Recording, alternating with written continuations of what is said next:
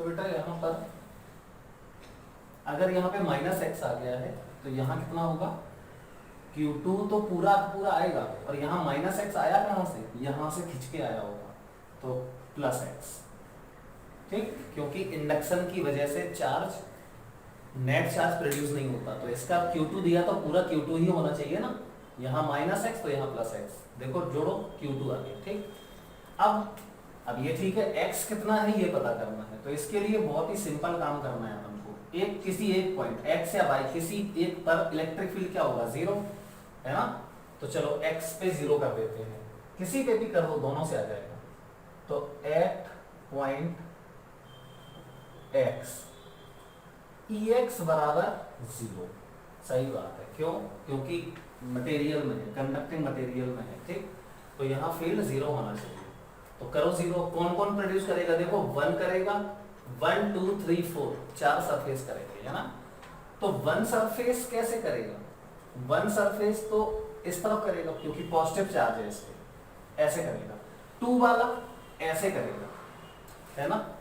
3 वाला, 3 पे नेगेटिव है, ये कंफर्म हो गया कि ये नेगेटिव है, अगर तुम इसको पॉजिटिव मान रहे हो तो ये नेगेटिव है, तो ये वाला 3 वाला सरफेस ऐसे करेगा। तो देखो यहाँ पे मैं बना रहा हूँ x पॉइंट पर 1 वाला सरफेस जो है वो ऐसे करेगा E1, 2 वाला सरफेस ऐसे करेगा E2, 3 वाला नेगेटिव है तो नेगेटिव वाला तो अपने तरफ करता है, तो ये ऐसे करेगा E3, और 4 वाला पॉजिटिव है तो ये ऐसे करेगा E4, और यहाँ पे नेट E क्या होनी चाहिए, Ex 0, इसका मतलब ये प्लस ये बराबर ये प्लस ये, तो E1 प्लस E3 बराबर E2 प्लस E4, यही तो होगा।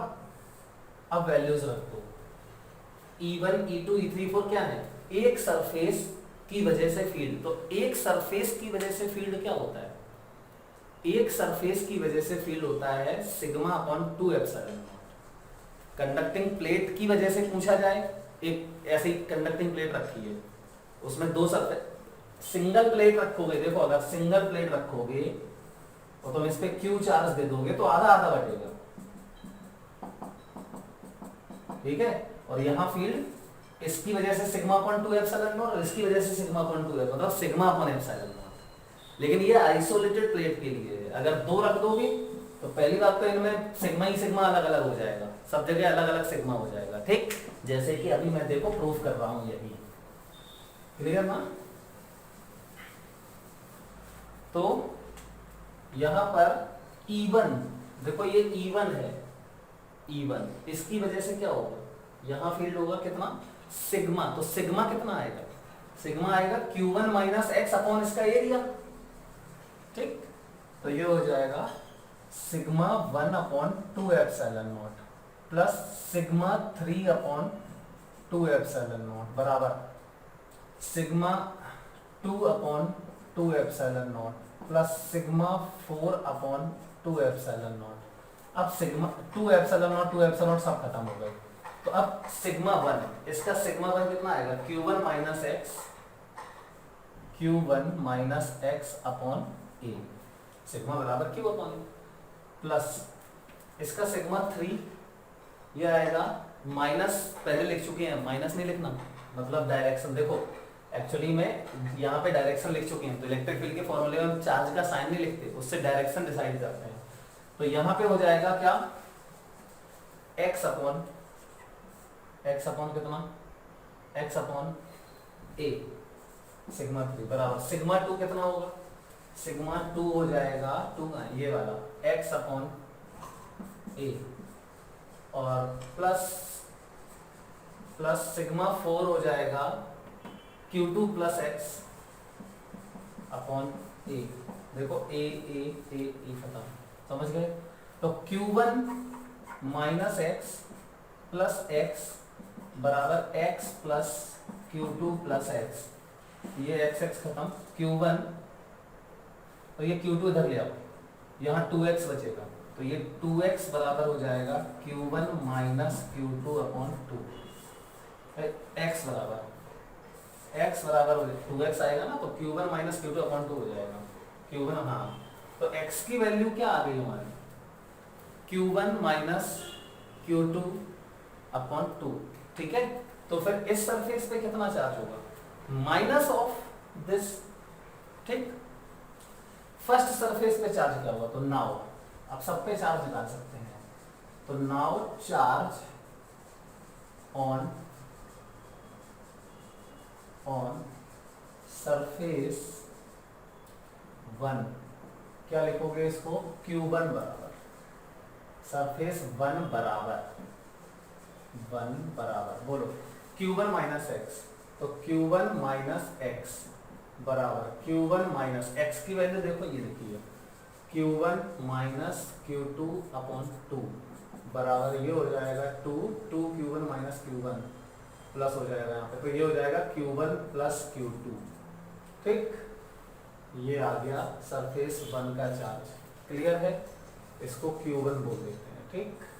ऐसे ही सरफेस 2 का, सरफेस 2 ये तो निकाल ही लिया है, Q2 बराबर वही तो है x, Q2 बराबर x बराबर Q1 माइनस Q2 अपॉन 2। अब इस पे Q1 माइनस x है तो इस पे माइनस x, ऑपोजिट चार्ज होंगे। ऐसे ही अब ये सरफेस 3 का चार्ज, ये हो जाएगा Q3 बराबर माइनस एक्स, तो बराबर minus of Q1 minus Q2 upon 2, surface 3 का हो गया। अब देखिए सरफेस 4 का चार्ज, तो सरफेस 4 का चार्ज है Q4 बराबर Q2 plus x, Q2 plus x, तो ये Q4 बराबर Q2 plus Q1 minus Q2 upon 2, इसको सॉल्व करो तो ये Q4 जो है वो आ जाएगा Q1 प्लस Q2 अपॉन 2, ठीक, Q1 प्लस Q2 अपॉन 2 आ जाएगा। अब देखो ध्यान से, ये जो चार्जेस हमने निकाले हैं इन पे गौर करो। 1, अच्छा इसको दिया कितना था, पूरा कितना दिया था Q1, इसको कितना दिया था Q2। 1 और 4 पे देखो बिल्कुल बराबर चार्जेस हैं, Q4 और Q1 देखो बराबर है कि नहीं। तो रूल पहला रूल क्या है कि जो आउटर सरफेस होते हैं उनका चार्ज क्या होता है, सेम होता है, और कितना होता है, दोनों को जो टोटल चार्ज दिए गए हैं उसका सम का हाफ, हमेशा यही होता है, Q1 plus Q2 upon 2, Q1 plus Q2 upon, मतलब इसका सम अपॉन 2 यहाँ होता है। अब जब यहाँ पता चल जाएगा तो यहाँ पता चल जाएगा, क्योंकि टोटल पता है तो ये पता चल जाएगा, और इसका उल्टा यहाँ होगा, क्लियर। इतनी सिंपल सी बात है, आप लोग ये नोट कर सकते हैं, स्क्रीनशॉट ले सकते हैं। अब हम इसका कुछ न्यूमेरिकल्स करेंगे, कुछ एग्जाम्पल लेकर हम इसको समझेंगे, ठीक है।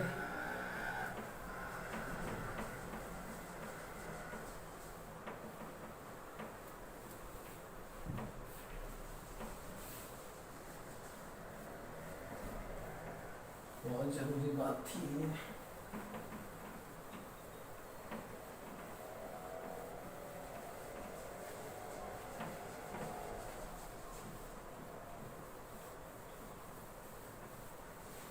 देखिए यार, क्वेश्चन करते हैं, मान लेते हैं ये प्लेट है और एक प्लेट ये है, इसको मैंने 10Q चार्ज दिया और इसको 4Q चार्ज दिया। अब वो कह रहा है बताओ डिस्ट्रीब्यूशन 1 2 3 4। कुछ नहीं करना है, बिल्कुल सिंपल, क्या 1 पे होगा इन दोनों के सम का हाफ, तो 10 प्लस 4 14/2 मतलब 7Q, यहाँ भी 7Q। अब देखो यहाँ 7Q है और दिया कितना था, टोटल दिया था 10Q, तो यहाँ कितना आएगा 3Q। अब यहाँ 3Q है तो यहाँ -3Q, देखो इसका अपने आप एडजस्ट हो जाएगा, 7Q और -3Q क्या आ गया 4Q, क्लियर। तो ये समझ गए होंगे सब लोग। अब देखो अभी 2 प्लेट्स थी, मान लो 3 हो 4 हो कितनी भी हो कोई फर्क नहीं पड़ेगा, ठीक है, यही रूल है। अब 3 प्लेट्स का एक लेके कर लेते हैं, ठीक है।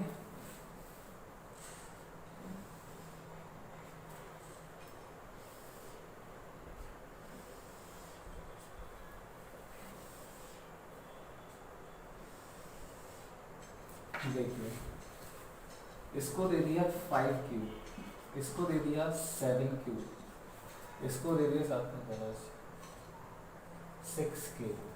चलो इसको -7Q दे देते हैं, ठीक, एक माइनस भी दे देते हैं। चलो अब बताओ 1 2 3 4 5 6 सब पे सरफेस पे चार्ज बताने हैं। बिल्कुल सिंपल, सबको जोड़ो, क्योंकि मैंने बोला आउटर पे ये 1 और ये लास्ट का आउटर, फर्स्ट का आउटर और लास्ट का आउटर सेम होंगे। कितना होगा सबका सम, तो 5 और 6 11, 11 में से 7 गए, कितने बचे 4 बचे। तो यहाँ 4 का हाफ, सबका सम अपॉन 2, तो ये हो जाएगा 2Q और यहाँ पे 2Q। अब देखो सब अपने आप एडजस्ट हो जाएंगे, ये 2Q है, इस पे टोटल कितना था 5Q, तो बचा कितना 3Q। अब ये फेसिंग सरफेस है तो इस पे -3Q। अब ये -3Q और ये -7Q था तो यहाँ माइनस का 4Q। अब ये -4Q तो यहाँ प्लस का 4Q, प्लस 4Q 2Q, देखो ये 6Q हो गया, ठीक है। तो इस तरीके से ये डिस्ट्रीब्यूशन करना होता है। आई थिंक सभी लोग इसको समझ गए होंगे, बहुत ही सिंपल है, सब लोग कर सकते हैं। अब देखो आगे, अब मैं मान लो एक प्लेट को ग्राउंड कर देते हैं, जैसे मान लेते हैं, देखना ध्यान से, ग्राउंडिंग में क्या होता है, ये 2 प्लेट्स थी, जैसे स्फीयर की ग्राउंडिंग की थी बिल्कुल वैसे ही इसमें भी ग्राउंडिंग, मतलब जोड़ना है, पोटेंशियल 0। तो ये प्लेट P1, ये प्लेट P2, इसको अगर तुम चार्ज दोगे, चलो इसका Q1 नहीं, जनरल लेते हैं, इसका 6Q और इसका 4Q, ठीक है। डिस्ट्रीब्यूट करो पहले तो इसका हो जाएगा 6 4 10 और अपॉन 2, मतलब यहाँ 5Q, यहाँ भी 5Q से सेम होता है, तो यहाँ पे बचा Q और ये बचा -Q, देखो हो गया इसका 4Q। अब वो कह रहा है कि if we connect P2 with ground, ठीक है, P2 को ग्राउंड से जोड़ना है तो क्या होगा। तो आपको याद होगा मैंने कल एक क्वेश्चन लिखा था, ये स्फीयर होंगे 2 और इस पे यहाँ पे +Q, यहाँ -Q, और इसको और दे देते हैं तो यहाँ भी कुछ चार्ज होता था, तो जब ग्राउंड करते थे तो इसका पूरा चार्ज ग्राउंड में चला जाता था, याद है, तभी इसका पोटेंशियल 0 होता है। तो ऐसे ही इसको अगर मैं यहाँ पर, मैं दोबारा बना रहा हूँ,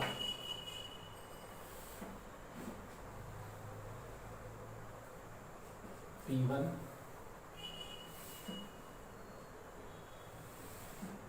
और ये P2, अगर आपने इसको ग्राउंडेड कर दिया, चाहे यहाँ जोड़ दो, यहाँ जोड़ दो, चाहे यहाँ जोड़ दो, चाहे ऐसे जोड़ दो, चाहे यहाँ जोड़ दो, सब सेम होता है।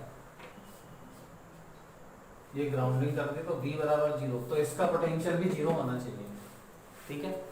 अब इसका पोटेंशियल 0 कैसे होगा, बिल्कुल वही जैसे इसका होता था, यहाँ आउटर वाले का चार्ज 0।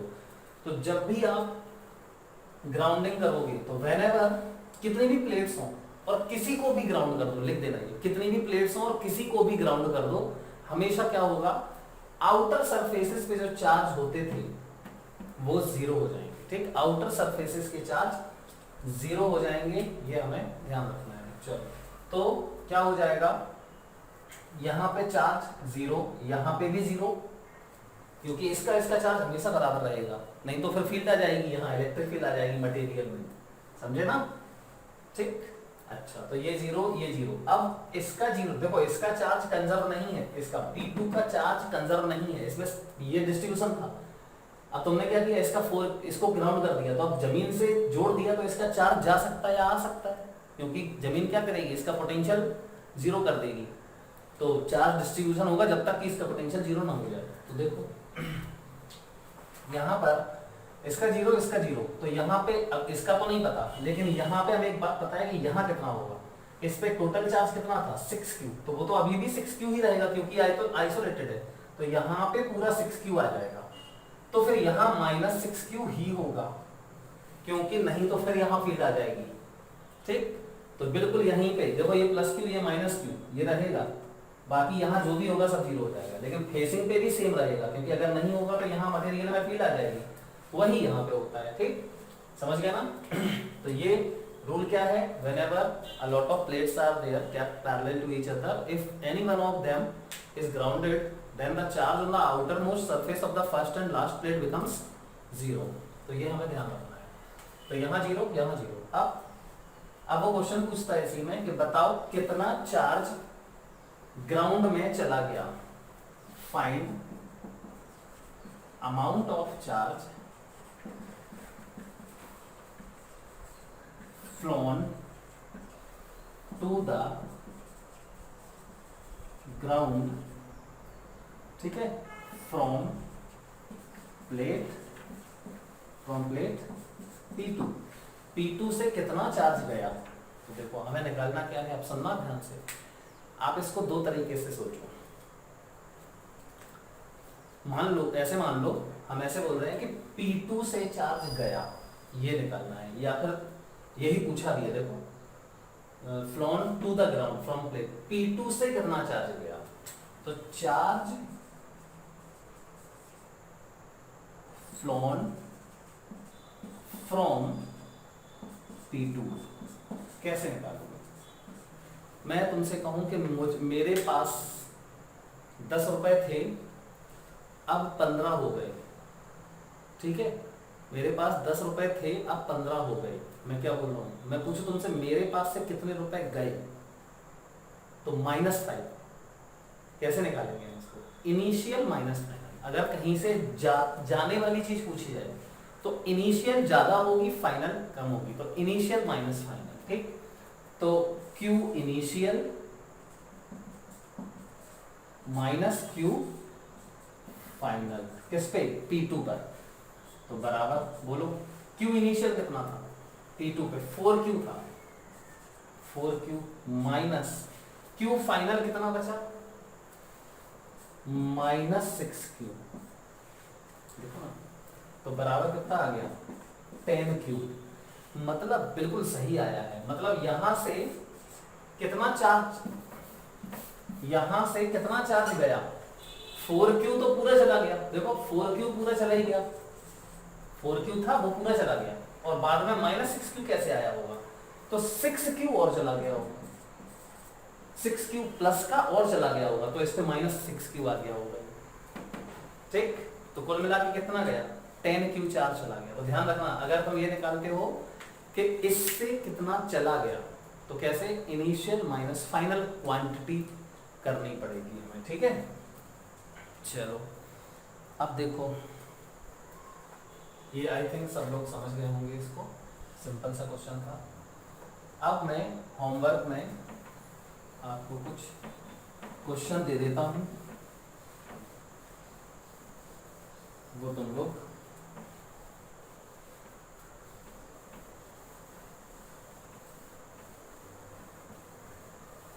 करना। तो देखो क्वेश्चन क्या है, यही है क्वेश्चन। इसको दे दिया, इसको देना है P1 को देना है 8Q, ये P1 है, और ये P2 है, इसको देना है -2Q। ठीक है, तो कह रहा है फर्स्ट 1 2 3 4। तो फर्स्ट पार्ट है find charges on all surfaces, सारे सरफेसेस पे चार्ज बताओ। ठीक है, सेकेंड पार्ट क्या है? सेकेंड पार्ट है if P1 is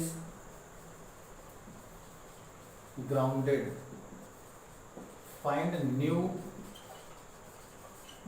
charges on all surfaces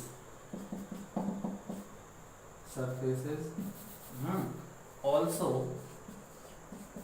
find amount of charge flown to ground from P1। Third part, if P1 को हटा के P2 को ग्राउंड करते हैं, if P2 is grounded, P1 को नहीं करते हैं, P2 को करते हैं, ठीक। तो if P2 is grounded then find new charges on all surfaces, also find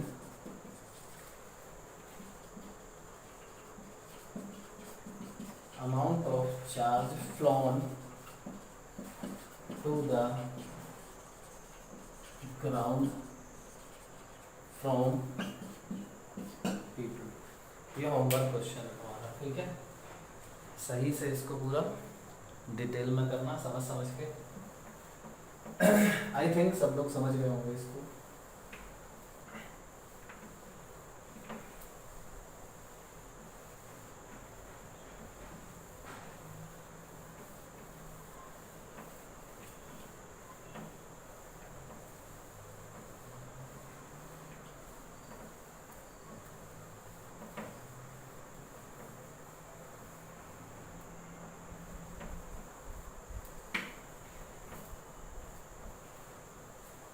अब देखिए कि प्लेट का डिस्ट्रीब्यूशन का हमारा खत्म हो गया पूरा। अब हम पढ़ेंगे इलेक्ट्रोस्टैटिक प्रेशर।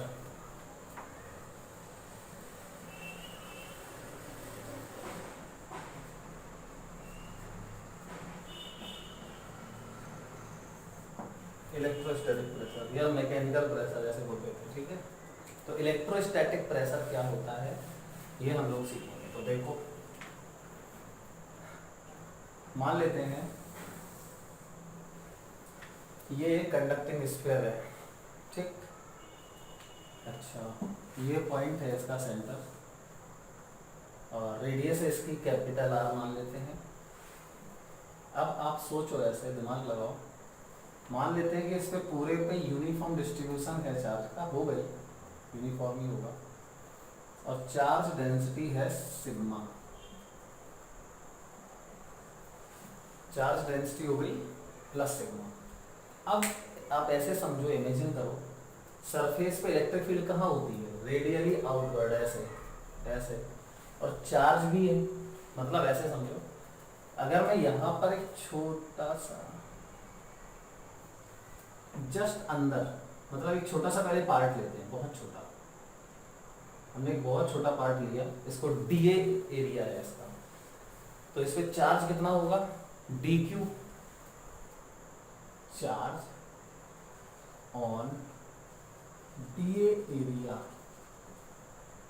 बराबर डी क्यू, और ये होगा कितना, सिग्मा इंटू डी।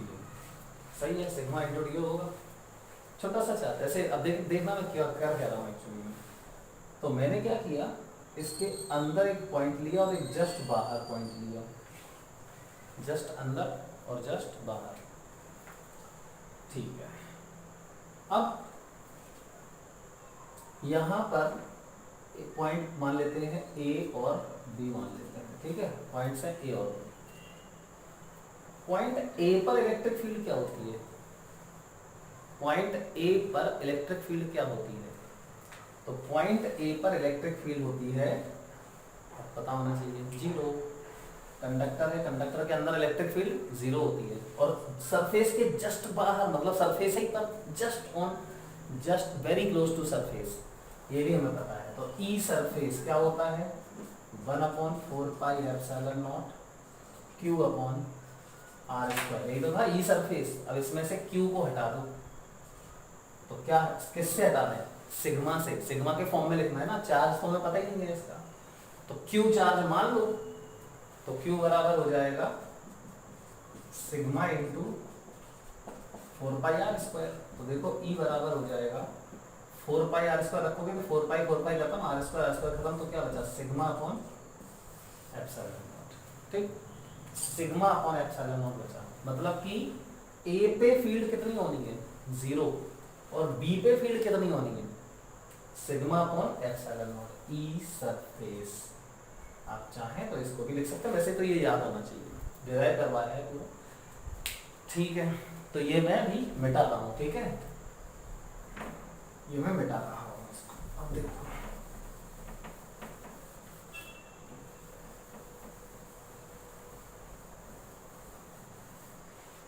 तो यहां पर ई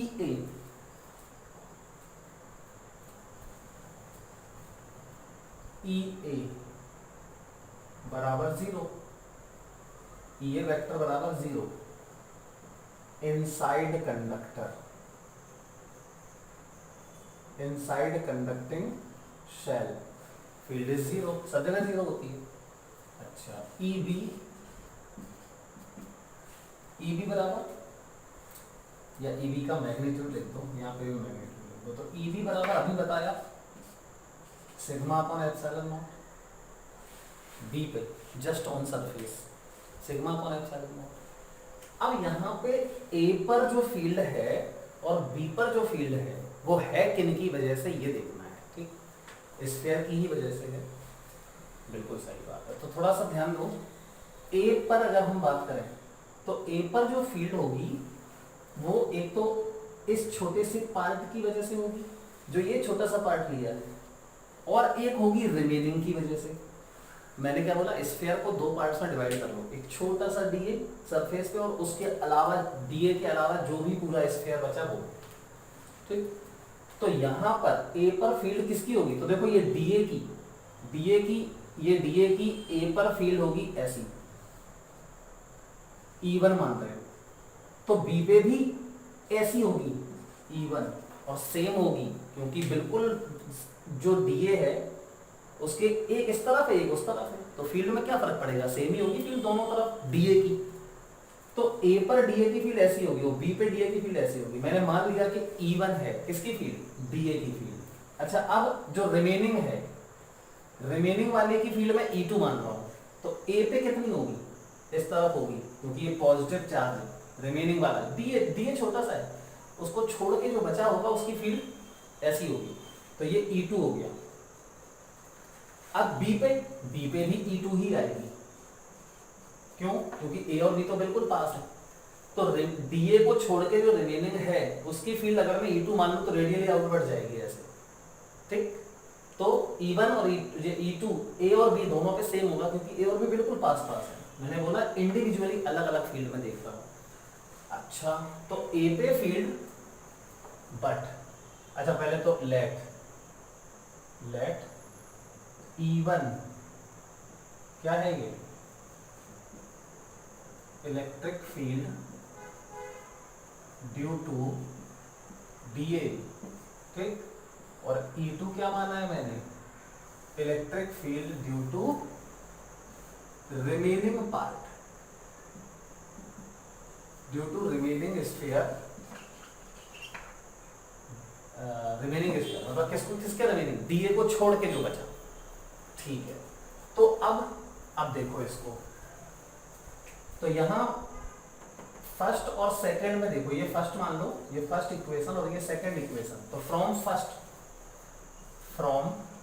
फर्स्ट इक्वेशन क्या लिखा है उसमें लिखा है E A बराबर 0, E A वेक्टर बराबर 0, मतलब A पर जो नेट फील्ड है वो 0 है। अब A पर नेट फील्ड हमें दिख रहा है E1 माइनस E2 है, E1 और E2 का डिफरेंस है, तो ये वेक्टर 0 है, इसका मतलब क्या हुआ,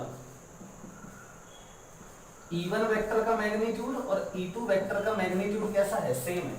देखो ये E1 और E2 रिजल्टेंट है A पे, लेकिन A पॉइंट तो अंदर है इसके, तो 0 होना चाहिए, तो फिर E1 और E2 बराबर होने चाहिए। ये सोचो तुम कि आप कितनी बढ़िया बात हुई क्या, कि जितना फील्ड अंदर ये डीए का है उतना ही फील्ड इस पूरे का है, रिमेनिंग का, किन्हीं भी दो पार्ट्स में डिवाइड कर लो, ये मैंने प्रूव किया है कि इंटीग्रेशन से। तुम एक छोटा सा पार्ट ले लो इतना और रिमेनिंग ले लो, तो इसका फील्ड और रिमेनिंग का फील्ड बराबर ही होगा, तभी तो कैंसिल होगा वो, तभी तो 0 आएगा अंदर हर जगह पे। तो E1 बराबर E2, ये फर्स्ट इक्वेशन हो गई। और बी पे देखो, अच्छा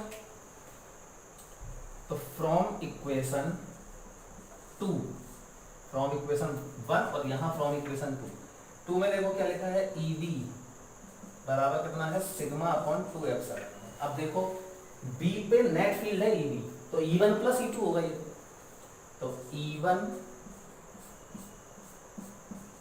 प्लस E2 का मैग्नीट्यूड बराबर है सिग्मा अपॉन 2 एप्सिलॉन। लेकिन फर्स्ट से देखो क्या आ रहा है, ये थर्ड इक्वेशन, बट थर्ड से E1 और E2 बराबर है, E1 और E2 बराबर है, तो E1 E2 बराबर हैं, E1 E2 बराबर है उनका सम सिग्मा अपॉन, अरे सिग्मा अपॉन एप्सिलॉन नॉट है, sorry sigma upon epsilon not, और सिग्मा अपॉन एप्सिलॉन नॉट है तो इसका मतलब E1 और E2 अलग अलग कैसे हो गए, तो ये फोर्थ मान लो, तो from third and fourth, from यहां लिख रहा हूं, ठीक, तो फ्रॉम थर्ड एंड फोर्थ क्या आएगा, E1 E2 दोनों बराबर हो गए,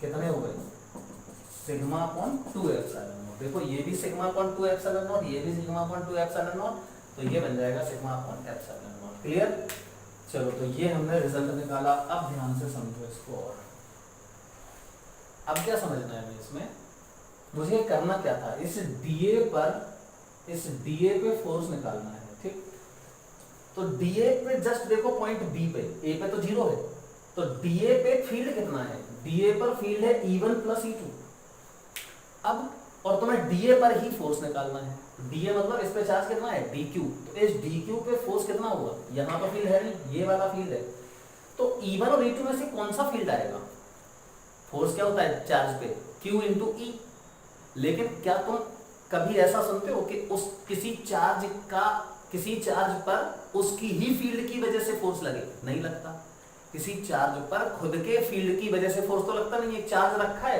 अपने ऊपर फोर्स लगाने लगे, ऐसा तो नहीं होता।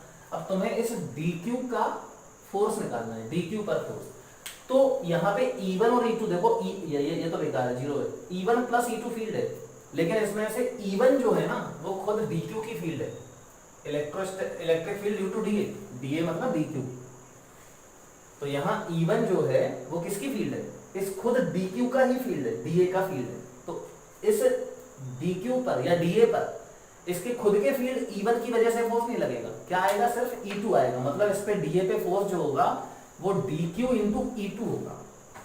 ये लैंग्वेज मैंने बोली वो खुद लिखोगे तुम लोग, ठीक है, तो इस पे हमें फोर्स निकालना होगा, तो फोर्स यहां लिख देता हूं, फोर्स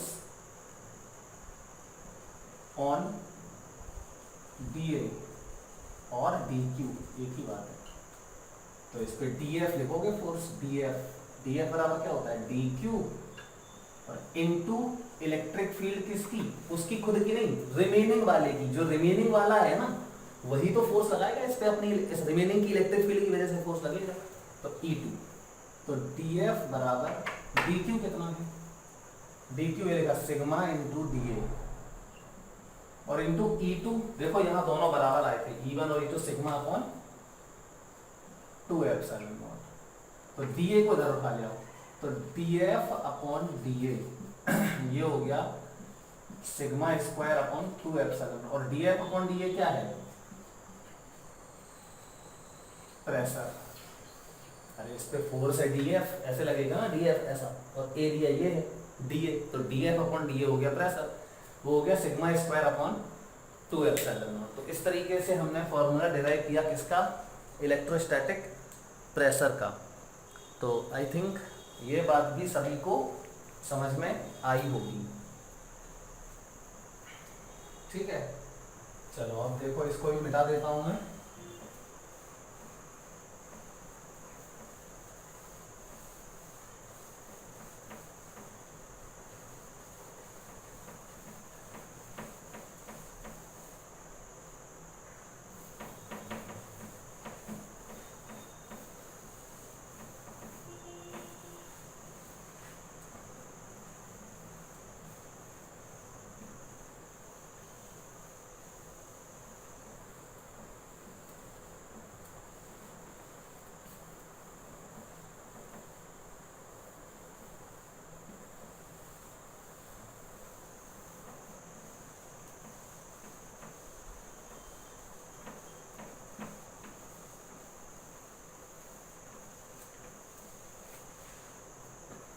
अब हम लोग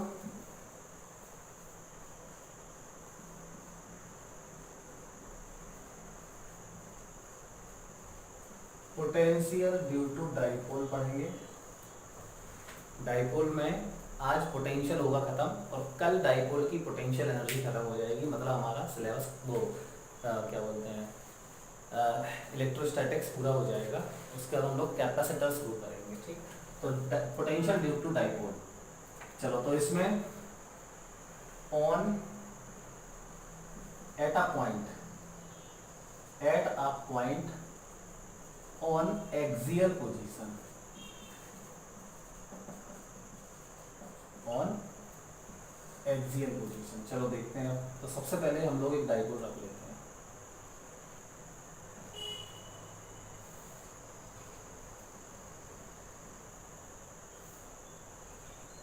ये -q और ये +q। अभी हम लोग क्वेश्चन और करेंगे प्लेट्स वाले क्वेश्चन अभी हम और करेंगे।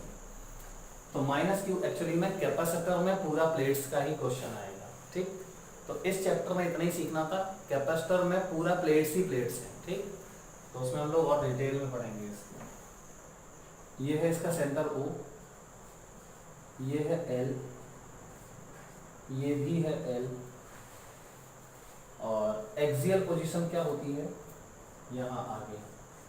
तो ये एक पॉइंट है P, जो कि सेंटर से, डिस्टेंस याद होगा हमेशा सेंटर से लेते हैं। तो डिस्टेंस ये सेंटर से r है। यहाँ इस पॉइंट पे हमें क्या निकालना है, पोटेंशियल। तो Vp बराबर क्या, बहुत सिंपल है, +q की वजह से निकाल दो पोटेंशियल और -q की वजह से निकाल दो पोटेंशियल। ठीक, अच्छा ये पता होता है आपको कि ये 2L बहुत छोटा होता है किससे, R से, मतलब L बहुत छोटा होता है R से। ठीक है, चलो तो पोटेंशियल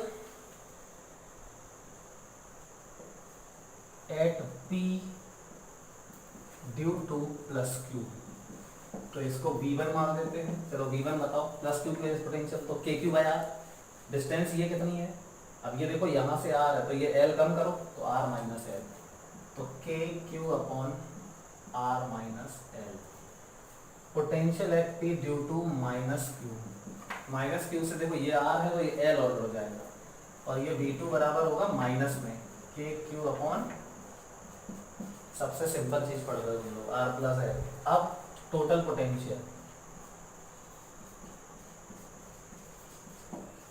पोटेंशियल V बराबर हो जाएगा V1 प्लस V2, तो V बराबर KQ बाहर 1 अपॉन R माइनस L, और ये माइनस है 1 upon R plus L, LCM ले लो। तो V बराबर हो जाएगा KQ, एलसीएम आ जाएगा R square minus L square, मतलब R plus L into R minus L। तो यहाँ आ जाएगा R प्लस L माइनस, ये आ जाएगा R माइनस L। देखो R खत्म हो जाएगा, ये 2L बन जाएगा। तो V बराबर हो जाएगा K into 2QL upon R square minus L square. अब देखो हेयर 2QL बराबर तो P हो जाएगा, and R square minus L square की जगह पे सिर्फ R square minus L square almost equal to R square, क्योंकि L तो बहुत छोटा है तो L स्क्वायर तो नेग्लिजिबल हो जाएगा। सो V बराबर KP, ये K है और ये P बन गया अपॉन R स्क्वायर। ठीक, खत्म। एक्सियल पोजीशन पर पोटेंशियल आ गया। कितना सिंपल था, आई थिंक बहुत ही सरल था। चलो इसको मिटा देते हैं, मैं साइड से हो गया हूँ, स्क्रीनशॉट आप लोग ले सकते हैं। ठीक, स्क्रीनशॉट ले सकते हैं आप लोग। अब देखो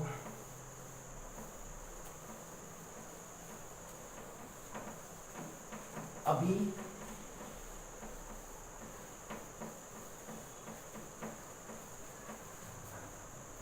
एक्सियल की जगह पे सब कुछ यही है, डाइपोल यही है, बस पॉइंट जो है वो एक्सियल की जगह से हटके कहाँ आ गया, इक्वेटोरियल पोजीशन पे आ गया। ये है पॉइंट P, इक्वेटोरियल पोजीशन। ठीक है, या ट्रांसवर्स पोजीशन। तो ये तो खत्म हो गया। देखो +q की वजह से यहाँ पोटेंशियल, ये डिस्टेंस कितनी, √R square plus L square. -q की वजह से यहाँ पे डिस्टेंस देखो ये √R square plus L square. तो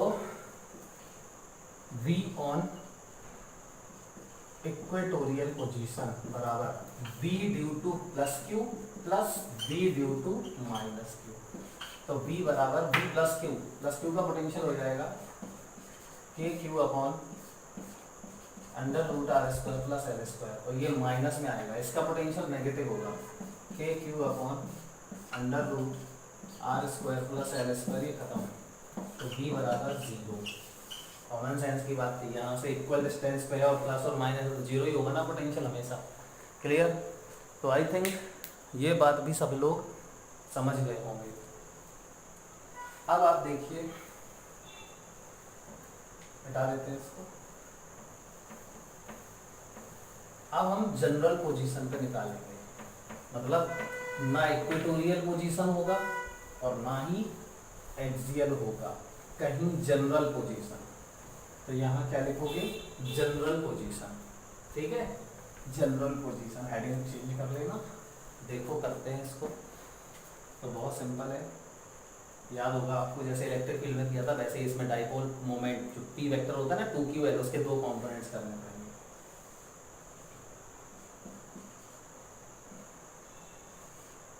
देखो ये है पी वेक्टर और पॉइंट कहाँ है? पॉइंट है ये पी, ये एंगल थीटा पे है और आर डिस्टेंस पे है। तो क्या करोगे? इस पी के दो कंपोनेंट करोगे, तो पी का एक कंपोनेंट तो यहाँ आ जाएगा, ये हो जाएगा क्या? पी कॉस थीटा, और एक यहाँ आ जाएगा कितना? P sine theta. अब देखो ये वाला पॉइंट जो है इस पी कॉस थीटा की वजह से कहाँ लाई कर रहा है? For P cos theta, for P cos theta point को x मान लेते हैं। पॉइंट x लाइज इन, देखो p cos थीटा के तो एक्सियल में आ गया ना, एक्सियल में, और p sin थीटा के इक्वेटोरियल में आ गया, lies in axial position. while for p sin theta point x lies in equatorial position. ठीक, तो फिर एक्सियल पोजीशन में तो हमें पता है, अभी निकाला था, के पी अपॉन आर स्क्वायर, तो इसकी वजह से हो जाएगा पी कॉस थीटा वाले की वजह से यहाँ पे K P cos theta upon are square, और इसकी वजह से क्या होता है यहाँ पे? अभी निकाला था 0। ठीक, तो V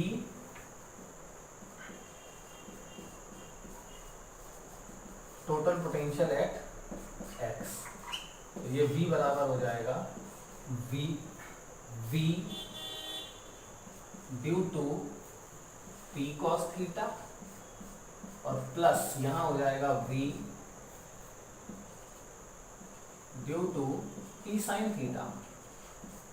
ठीक, तो V बराबर P cos थीटा की वजह से K into P upon are square होता था, लेकिन यहाँ P cos थीटा आएगा, और प्लस इसकी वजह से 0 होता है, तो ये V आ गया तुम्हारा KP cos theta upon are square.